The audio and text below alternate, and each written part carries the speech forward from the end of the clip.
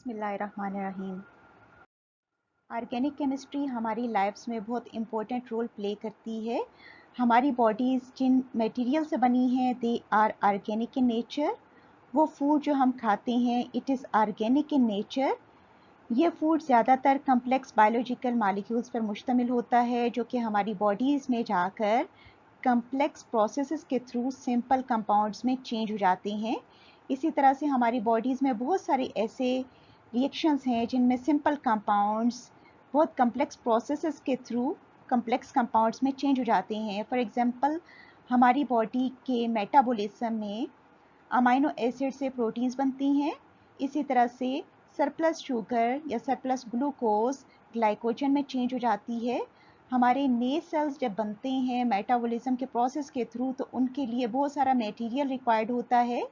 इन सारे प्रोसेसेस को हम ऑर्गेनिक केमिस्ट्री में स्टडी करते हैं। Basically all these reactions which are taking place in our bodies are organic in nature. इसी तरह से वो मेडिसिन जो हम लेते हैं they are also organic in nature. अगर हम अपने क्लोथ्स को देखें तो they are organic in nature. इन क्लोथ्स के ऊपर जो डाइज हैं they are organic in nature. इसी तरह से इन क्लॉथ्स की लॉन्ड्रिंग के लिए जो डिटर्जेंट यूज़ होता है, जो स्टार्च यूज़ होता है, they are also organic in nature. अगर हम अपने शूज़ को देखें तो इनमें मौजूद लेदर ऑर्गेनिक होता है।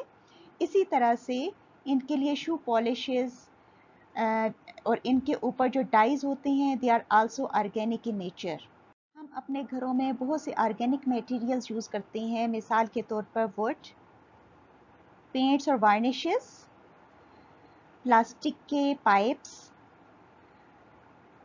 प्लास्टिक फर्नीचर और इसी तरह की बहुत सारी चीज़ें। हमारी ऑटोमोबाइल्स में भी बहुत सारे ऑर्गेनिक मटेरियल्स मौजूद होते हैं। मिसाल के तौर पे ऑटोमोबाइल्स की सीट्स में, स्टीयरिंग, गियर्स, एक्सेलरेटर्स में, इसी तरह से व्हील्स में भी हमारे पास ऑर्गेनिक मटेरियल्स मौजूद होते हैं। अब हम उन ऑर्गेनिक कंपाउंड्स को देखते हैं जो कि हमारी डेली लाइफ में इन्वॉल्व होते हैं।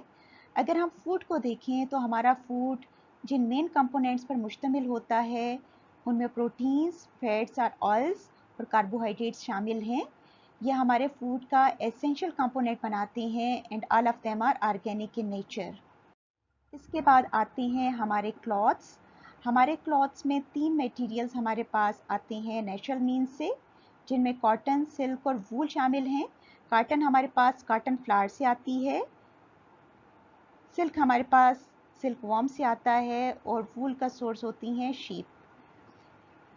3 अगले मटेरियल्स जो कि सिंथेटिक मटेरियल हैं ये हमारे पास आर्टिफिशियल तरीके से सिंथेसाइज किए जाते हैं और इनमें नायलन आता है, रेयॉन और डेक्रॉन आता है। इसके बाद हमारे पास वो मटेरियल्स आते हैं जो कि शेल्टर के लिए इस्तेमाल होते हैं।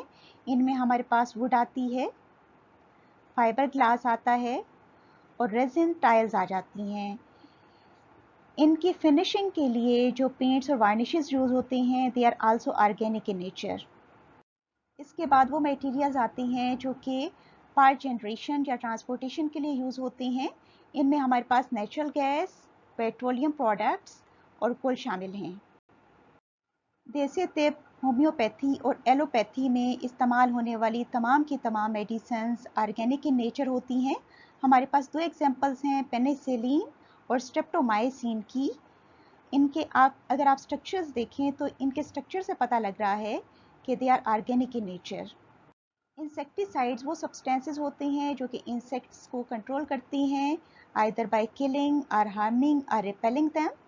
There are 2 examples of insecticides. The first one is DDT and the other one is chlorpyrifos. Insecticides environment पे बुरे असरात डाल सकते हैं, इसलिए उनका इस्तेमाल बहुत एहतियात से करना चाहिए। हार्मोन्स एंडोक्राइन सिस्टम का बहुत इंपॉर्टेंट पार्ट होते हैं। ये सिग्नलिंग केमिकल्स होते हैं जो कि ग्लैंड से रिलीज होते हैं और सर्कुलेटरी सिस्टम के ज़रिए उन आर्गन्स तक पहुंच जाते हैं जहां पर इनको काम करना होता है।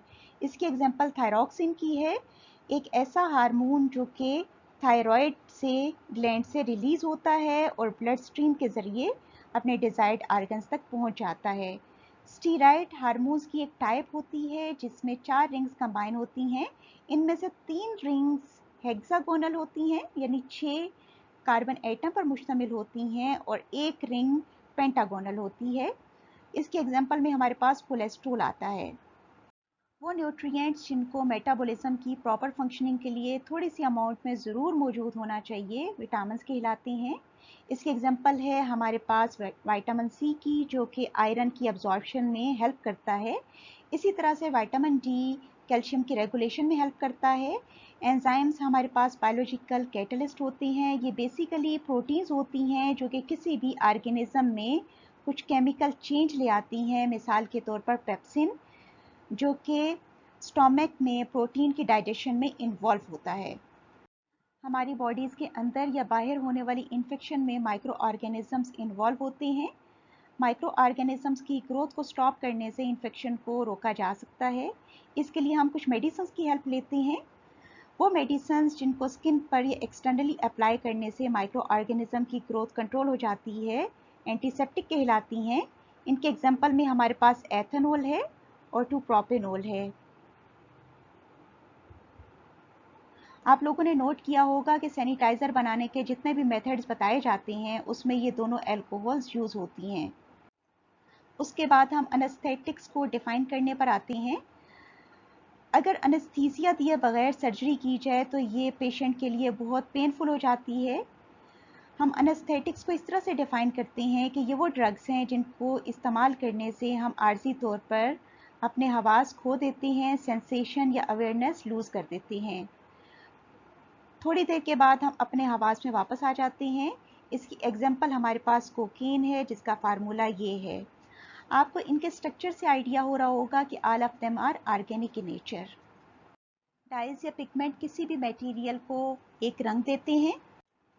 किसी भी मटेरियल का रंग उस रिफ्लेक्टेड या ट्रांसमिटेड लाइट से पता लगता है जो कि उससे निकलती है।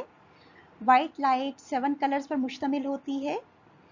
जब ये लाइट किसी भी मटेरियल के ऊपर पड़ती है तो इसमें से कुछ लाइट एब्जॉर्ब हो जाती है। वो लाइट जो एब्जॉर्ब हो जाती है उसकी वेवलेंथ्स डिसअपियर हो जाती हैं। ट्रांसमिट होने वाली लाइट उस मटेरियल को एक रंग देती है।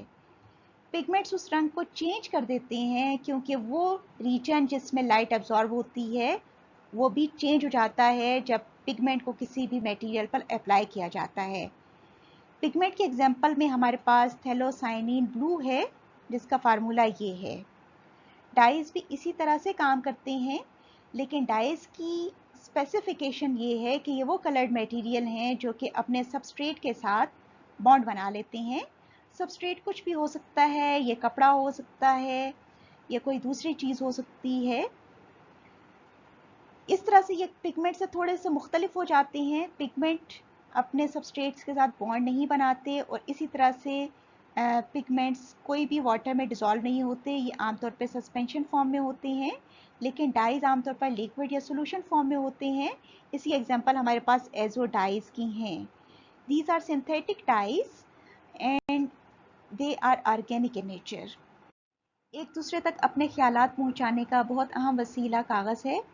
हमें पिछली तहजीबों की तहरीरों से उनके बारे में बहुत कुछ पता लगता है। Now the question is, what is paper?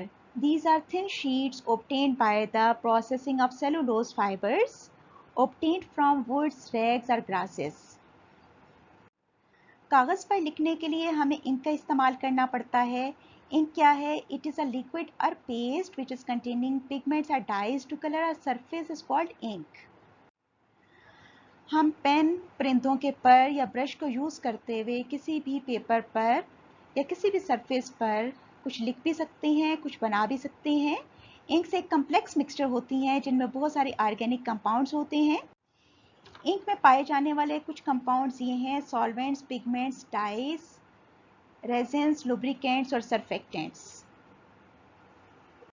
Perfume की एक सिंपल डेफिनेशन ये है कि ये फ्रेगनेंट कंपाउंड का वो सॉल्यूशन है जिसको अप्लाई करने से एक एग्रीएबल सेंट हासिल होती है। इन फ्रेगनेंट कंपाउंड्स को मुख्तलिफ सोर्सेज से हासिल किया जा सकता है। एनिमल्स और प्लांट से हासिल किया जा सकता है। फॉर एग्जांपल हम जैस्मीन से फ्रेगनेंट कंपाउंड्स को हासिल कर सकते हैं। आमतौर पर एस्टर्स फ्लावर्स को फ्रेगनेंस देते हैं। वो एस्टर जो कि जैस्मीन फ्लावर को इनकी कैरेक्टरिस्टिक फ्रेगनेंस देता है, उसका नाम है benzyl acetate. Flavour sense of taste के साथ रिलेट करते हैं। कोई भी सब्सटेंस जो किसी भी चीज़ को, मिसाल के तौर पे फूड को फ्लेवर देता है, फ्लेवरेंट कहते हैं। आप लोगों ने देखा होगा कि फूड के टेस्ट के लिए हम स्पाइसेस पर रिलाई करते हैं। यहाँ पर एग्जांपल हम लेंगे वनीला की। फ्रेग्रेंस की तरह फ्लेवर के लिए भी कुछ एस्टर रिस्पॉन्सिबल होते हैं। वनीला को उसका कैरेक्टरिस्टिक फ्लेवर देने वाले एस्टर का नाम है इथाइल वेनिलिन।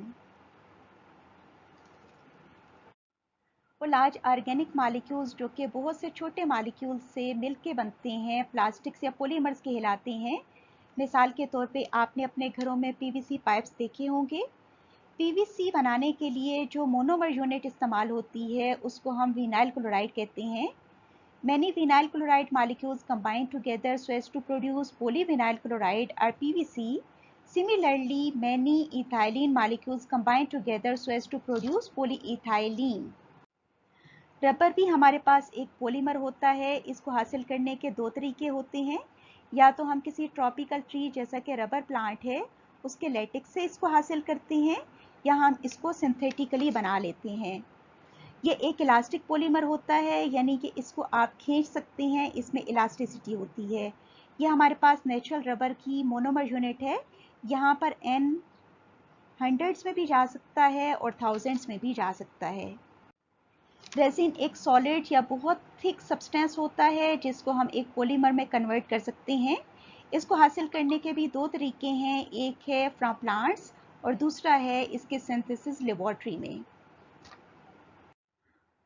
प्रोपेलेंट एक ऐसा केमिकल है जो एनर्जी या प्रेशराइज्ड गैस प्रोड्यूस कराकर किसी फ्लूइड या ऑब्जेक्ट को मूव कराता है। मिसाल के तौर पे गैसोलीन जो कि ऑटोमोबाइल्स के फ्यूल के तौर पे यूज़ होती है, और जेट फ्यूल जो कि एयरक्राफ्ट में यूज़ होता है। ये दोनों इंजन में बर्न होकर एनर्जी प्रोड्यूस करते हैं जिससे ऑटोमोबाइल्स और एयरक्राफ्ट मूव करते हैं। गैसोलीन हमारे पास बहुत से हाइड्रोकार्बन्स का मिक्सचर है जिसमें स्ट्रेट चेन कंपाउंड्स भी आते हैं, एरोमेटिक कंपाउंड्स भी आते हैं और साइक्लिक कंपाउंड्स भी आते हैं। एक्सप्लोसिव्स बहुत ज़्यादा पोटेंशियल एनर्जी रखने वाले रिएक्टिव कंपाउंड्स होते हैं। जब उनकी पोटेंशियल एनर्जी सडनली रिलीज़ होती है तो उससे एक्सप्लोजन होता है। एक्सप्लोजन के साथ लाइट, हीट, साउंड और प्रेशर भी एसोसिएट होते हैं। मिसाल के तौर पे नाइट्रोग्लिसरीन और ट्राई नाइट्रोटोलुएन या TNT एग्जाम्पल्स हैं एक्सप्लोसिव्स की। वो सब्सटेंसेस जो वाटर में डिज़ोल्व होकर सरफेसेस से डर्ट को रिमूव करा देते हैं, सोप्स और डिटर्जेंट्स कहलाते हैं। सोप्स और डिटर्जेंट्स भी ऑर्गेनिक कंपाउंड्स होते हैं। सोप्स आर बेसिकली सोडियम और potassium salts of fatty acids, while detergents are mostly alkyl benzene sulfonates.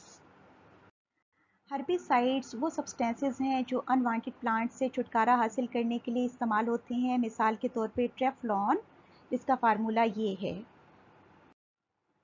Gelatin में सिल्वर सॉल्ट्स की सस्पेंशन को किसी सरफेस पर कोट करने से हमारे पास फोटोग्राफिक फिल्म्स प्रोड्यूस होती हैं।